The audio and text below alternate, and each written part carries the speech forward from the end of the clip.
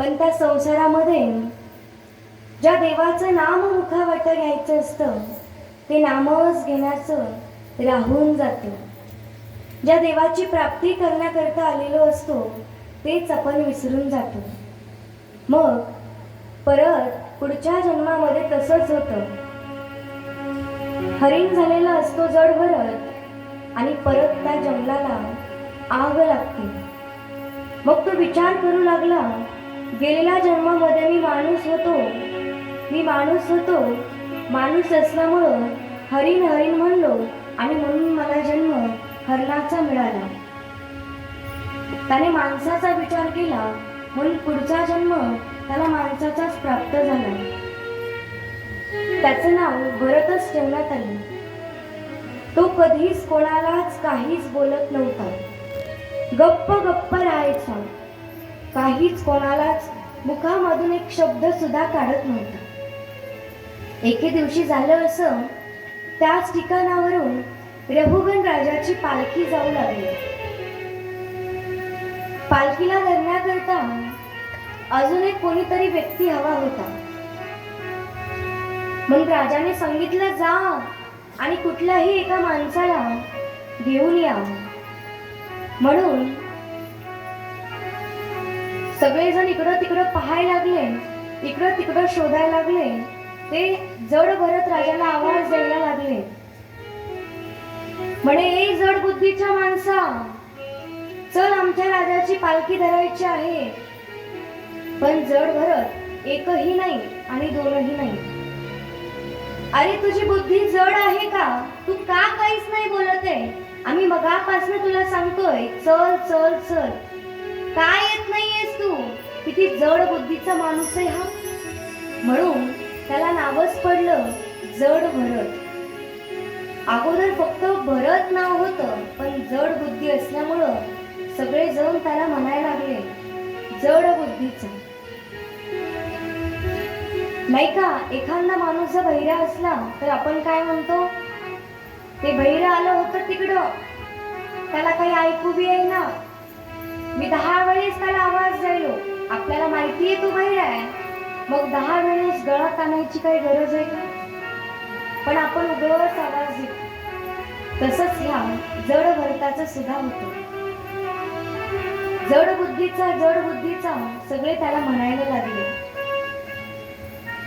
भरत राजा तसाच जाग्यावरून उठला, त्यांच्या मागे मागे जायला लागला.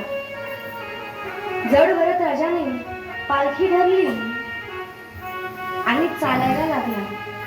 त्याचा नियम होता, आयुष्यामध्ये त्याने एकाही जीवाला कधीच मारलेलं नव्हतं. देवाचा पुत्र आहे, ऋषभ देवाचा. म्हणून अगोदरच्या जन्मामध्ये काय झालं याचं त्याला ज्ञान होतं. अत्यंत ज्ञानी असणारा हा जड भरत होता. मग त्याने पालखीला धरलं, खाली पाहिलं तर मुंगी होती. त्याने टुनकून उडी मारली. थोडं पुढे गेला, खाली पाहिलं तर त्याने टुनकून उडी मारली. थोडं पुढे गेला, त्याने खाली पाहिलं तर त्याने टुनकून उडी मारली. राजा बोलायला लागला, म्हणे कोण आहे? हळू चालता येत नाही का?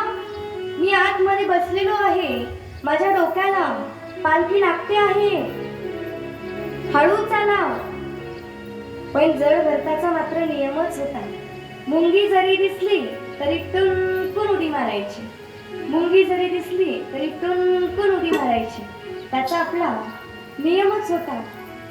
राजाने सांगितलं, थांबा, पालखी थांबवा, मला खाली उतरायचंय. राजाने सांगितलं, कोण आहे असा माणूस जो उड्या मारतोय? सर्व सैनिकांनी सांगितलं, महाराज, हा जो जड बुद्धीचा माणूस आहे ना, हाच माणूस एकतर काही बोलतही नाही, होही म्हणत नाही आणि नाहीही म्हणत नाही, काहीच बोलत नाही, खूप जड बुद्धीचा माणूस आहे. हाच अशा उड्या मारतोय, याच्याकडेच बघा. राजाने सांगितलं, का रे तुला कळत नाही का? हळू चालायचं. तुला समजत नाही का? कोणीतरी राजा आतमध्ये बसलेला आहे. हळू चालावं, हळू चालावं. पण तुला ना काहीच समजत नाही बरं. जड भरत राजाने मात्र शांत मनाने प्रत्येक गोष्ट ऐकून घेतली, काहीच बोलला नाही.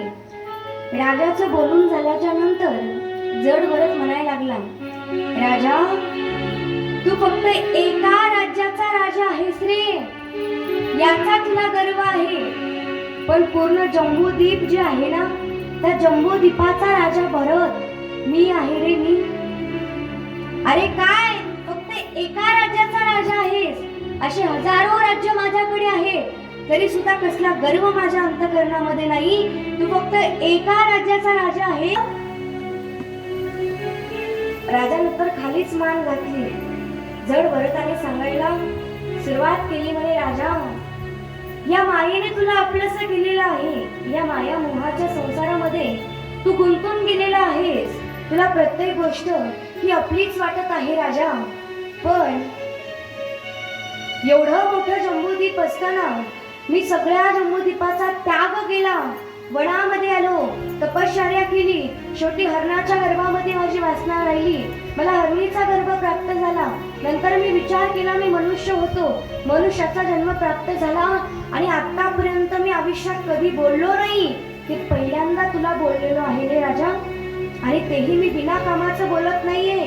देवाची भक्ती कर असा तुला उपदेश करतोय. आतापर्यंत असणारा हा जड भरत राजा कधीच कोणालाच बोलला नाही, म्हणून त्याला नावच पडलं जड भरत. आणि तो जड भरत राजा उपदेश करतोय कोणाला? रेहुगण राजाला. रेहुगण राजाला स्वतःचीच लाज वाटायला लागली. काय एक राज्य आहे माझ्याकडं आणि त्याचा मला एवढा गर्व? मीही देवाचं भजन करणार, म्हणून तोही देवाच्या भक्तीमध्ये तल्लीन झाला. नंतर हा जड भरत राजा येऊ लागला. येत असताना काही देवीचे भक्त होते. त्या देवीच्या भक्तांनी याला उचललं, देवीच्या समोर आणून ठेवलं आणि सांगितलं, याला आता आपण बळी द्यायचं. जड भरत राजाला विचारलं, तुला आता आम्ही इथं बळी देणार आहोत. तुझा आता मृत्यू होणार आहे. शेवटची इच्छा तुझी काय आहे सांग. राजा काहीच बोलला नाही. शुद्ध भाव होता राजाच्या अंतःकरणामध्ये. राजाने अंतःकरणामधून देवीचं स्मरण केलं. काहीच नाही. त्या ठिकाणी देवी प्रगट झाली आणि सांगितलं, राजा जा, मी तुला वरदान देते. तू अमर होशील, अमर होशील. देवीला बळी वगैरे काहीच लागत नाही, कारण या जगातल्या प्रत्येक गोष्टीची निर्मिती ही आदिमाया आदिशक्तीनेच केलेली आहे.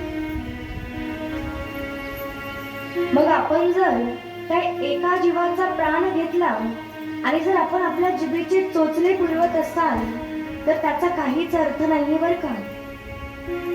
आपण कित्येक तरी जीव मारतोय आणि आपल्या जिभेचे चोचले पुरवतोय. कशा करता? फक्त जिभेच्या चोचल्यासाठी, जिभेच्या चवेसाठी आपण अनेक जीवांना मारतोय. विचार करा, कधीतरी स्वतःने स्वतःचा अंगठा, स्वतःचं बोट, फक्त एक छोटस बोटाचं कांड कापून पहा, किती त्रास होतो. मग आपण तर त्या सजीव प्राण्याला मारतो आणि मारून जिभेचे चोचले पुरवतो.